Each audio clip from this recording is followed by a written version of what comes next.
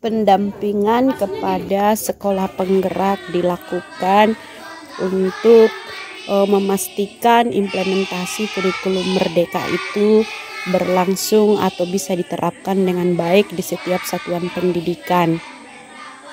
Sebelum pendampingan, ada banyak hal yang belum sesuai dengan kurikulum Merdeka, di mana guru-guru masih mengajar dengan searah atau yang sering kita sebut dengan ceramah. Namun melalui proses pendampingan, pada akhirnya guru-guru bisa menerapkan Merdeka Belajar kepada siswa, yakni pembelajaran yang berpusat pada siswa. Selain pembelajaran yang berpusat pada siswa, juga diterapkan bagaimana setiap siswa memiliki kepercayaan diri, memberikan pendapat, dan juga memiliki perkembangan dalam karakter seperti berkolaborasi, bisa bekerja sama dengan teman-teman satu kelas. Selain itu juga yang utama yang terjadi kemajuan yang pesat adalah pembelajaran berdiferensiasi, di mana pada awalnya bahkan guru-guru pun menerapkan pembelajaran yang sama ya untuk setiap siswa di dalam kelas, tetapi melalui kurikulum Merdeka ini mereka menerapkan pembelajaran yang berdiferensiasi, di mana setiap siswa diajarkan sesuai dengan fase perkembangan anak tersebut, seperti itu. Buat guru-guru sendiri juga mengalami kemajuan, di mana sebelumnya mereka belum memahami bagaimana menentukan capaian pembelajaran setiap siswa sesuai dengan fasenya, belum bisa menyusun modul ajar seperti itu dan menentukan asesmen. Namun melalui pendampingan yang dilakukan oleh fasilitator dengan adanya PMO dan juga lokakarya, setiap guru-guru mengalami peningkatan mengenai pemahaman kurikulum Merdeka, sehingga mereka bisa menyusun modul ajar dimulai dengan mengidentifikasi CP ya, terus kemudian menentukan tujuan pembelajaran, merumuskan kalimat tujuan pembelajaran, lalu menentukan alur tujuan pembelajaran, dan juga menetapkan asesmen yang sesuai dengan tahapan perkembangan capaian pembelajaran anak atau siswa, begitu. Nah, yang menarik juga melalui proses pendampingan ini terjadi kolaborasi antar guru ya. Kalau sebelumnya ya mereka mengajar sesuai dengan masing-masing begitu. Namun melalui pendampingan ini setiap sekolah yang mana mereka sebagai sekolah penggerak didorong untuk menerapkan kolaborasi.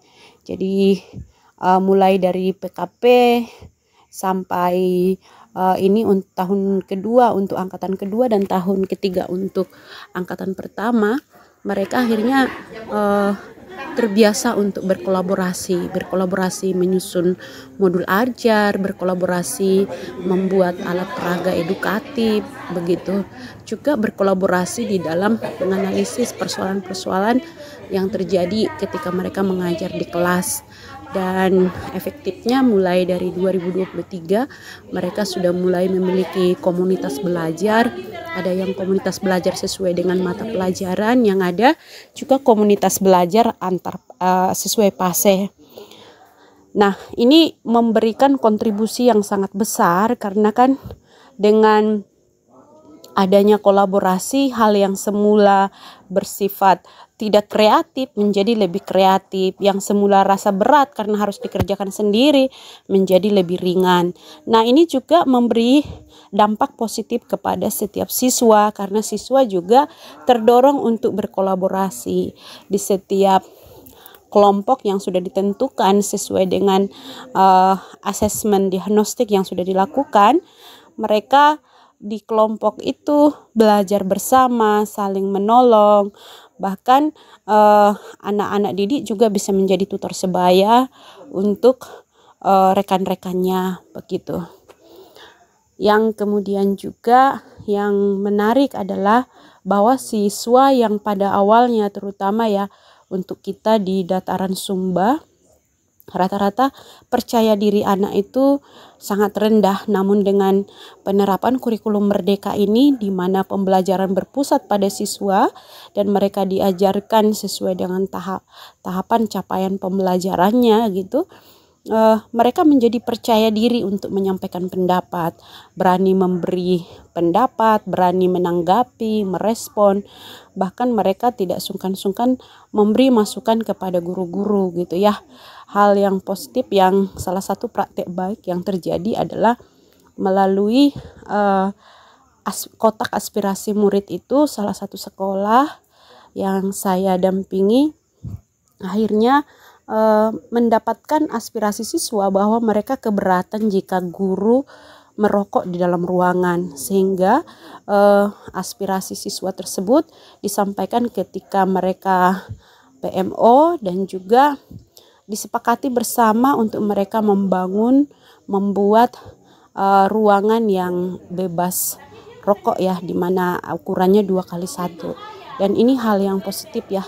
Jadi selain juga memberikan kesehatan lingkungan kepada anak-anak kita belajar, guru-guru yang kesulitan berhenti merokok punya tempat untuk mereka merokok dan tidak menyebabkan polusi kepada siswa-siswi gitu.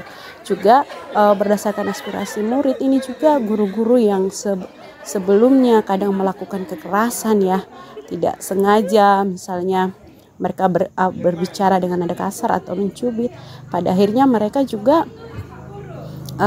bisa menerima masukan dari siswa bahwa itu membuat siswa tidak nyaman gitu. Dan melalui forum PMO yang diadakan setiap bulan sebelumnya itu, kepala sekolah maupun guru KP itu menyampaikan kepada fasilitator, lalu kemudian disepakati bagaimana supaya ada solusi untuk kebiasaan itu, sehingga setiap sekolah yang memiliki masalah yang sama dengan situasi yang seperti itu, mereka belajar untuk mengendalikan dirinya, guru-gurunya ya, mereka mengendalikan diri satu sama lainnya. Dan ketika anak-anak berlaku kurang baik, kita juga belajar untuk berhitung 1 sampai 10 supaya tidak emosi. Jadi kita bisa mengendalikan diri seperti itu. Nah, ini menjadi hal yang positif. Yang kemudian juga adalah berdasarkan pendampingan yang saya lakukan, saya menemukan guru-guru mengatakan sebelum ada kurikulum merdeka itu mereka sangat berat sekali ya untuk mendidik anak-anak, di mana target mereka kurikulum itu harus selesai begitu, sehingga siswa paham atau tidak paham, yang penting program mengajarnya selesai begitu. Namun dengan adanya kurikulum merdeka ini, mereka merasa bahwa mereka pun merdeka mengajar, mereka bisa mengajar sesuai dengan tahapan perkembangan anak atau tahap pembelajaran anak sesuai dengan fasenya ya. Seperti itu. Ini memudahkan mereka untuk mengajar dan mereka tidak depresi memaksa anak harus tahu semua gitu. Faktanya bahwa di dalam kelas itu bisa diterapkan pembelajaran berdiferensiasi, juga membuat mereka lebih merasa merdeka mengajar.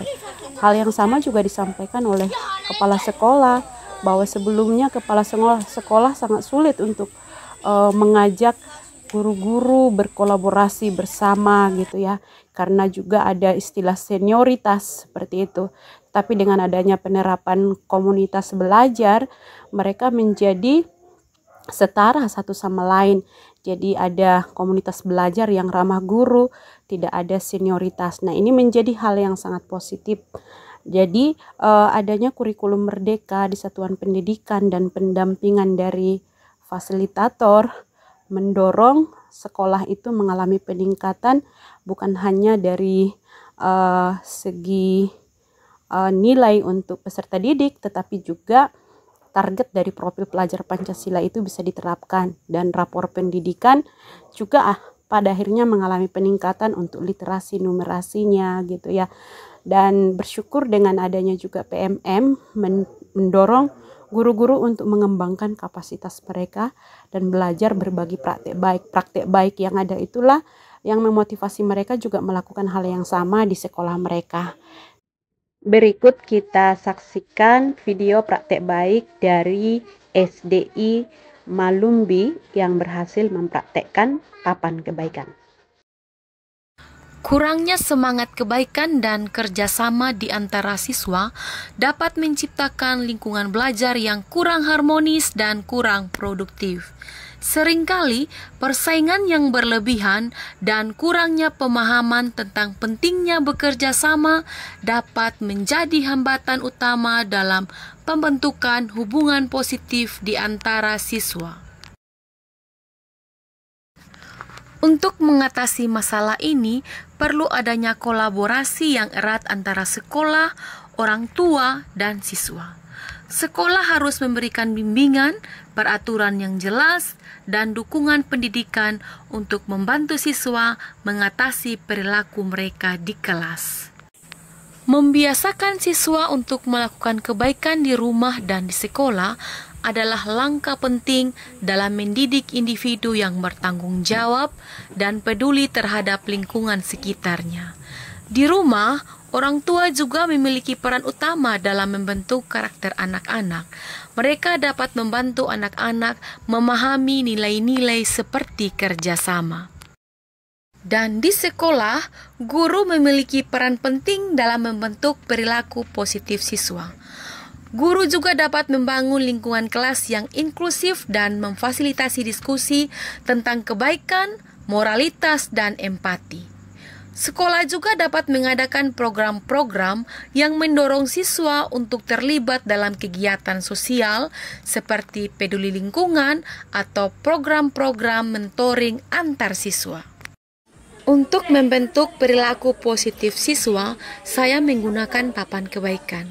Papan kebaikan adalah pendekatan yang menginspirasi dan mendidik siswa tentang pentingnya perbuatan baik dalam kehidupan sehari-hari. Ini adalah cara yang efektif untuk mempromosikan nilai-nilai moral dan etika positif serta mengapresiasi usaha baik yang dilakukan oleh siswa baik di dalam maupun di luar lingkungan sekolah. Setiap hari saya memberikan post-it atau catatan kecil kepada siswa untuk mencatat tindakan baik yang mereka lakukan di rumah dan di sekolah. Kemudian, catatan-catatan ini ditempelkan pada papan kebaikan yang telah disiapkan. Penggunaan papan kebaikan adalah alat yang kuat dalam membentuk karakter dan sikap positif siswa. Dengan mencatat tindakan baik mereka sendiri, siswa secara sadar belajar untuk mengenali dan menghargai perbuatan baik. Semua siswa tampaknya telah mengalami momen yang luar biasa dan penuh kebahagiaan ketika mereka terlibat dalam tindakan kebaikan. Antusias merekalah yang menciptakan atmosfer positif di sekolah. Dalam setiap langkah baik yang mereka lakukan, terpancar semangat kolektif untuk membangun lingkungan belajar yang harmonis. Kegembiraan yang terpancar dari kebaikan ini tidak hanya menciptakan lingkungan belajar yang positif, tetapi juga membantu membentuk pribadi mereka menjadi individu yang peduli dan berempati. Terima kasih Ibu Anggi, tidak hanya mengajarkan pelajaran kepada kami, tetapi juga senantiasa mengenalkan nilai kebaikan. Ibu Anggi sudah mengajar kebaikan kepada anak saya. Saya sangat senang dan bangga dengan perubahan sikap yang dialami oleh anak saya. Yang merasa senang sekali kami di sekolah dengan adanya kurikulum merdeka ini membantu sekali bagi kami sebagai kepala sekolah, sebagai guru, sebagai anak-anak didik, bahkan juga orang tua murid ikut senang dengan adanya kurikulum merdeka ini. Mereka juga ikut bersenang, ada kerjasama dengan antara guru, dengan murid, dengan orang tua di dalamnya. Seperti itu. Jadi dengan adanya kurikulum merdeka ini kami merasa senang sekali. Kalau bisa ke depannya tetapkan kurikulum merdeka ini. Itu harapan kami sebagai kepala sekolah di SD Negeri Data,